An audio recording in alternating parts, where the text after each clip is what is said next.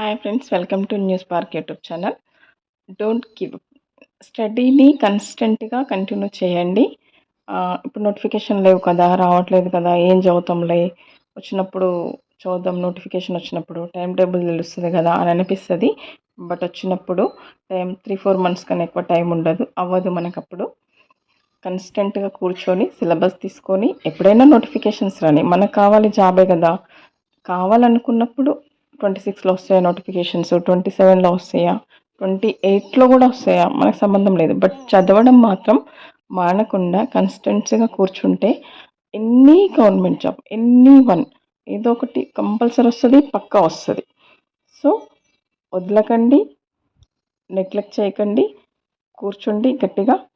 Notification వచ్చేంత వరకు చదువుతూనే ఉండండి. వర్క్ చేస్తూ చదువుతారా, వర్క్ చేయకుండా చదువుతారా, depends on you. Don't give up.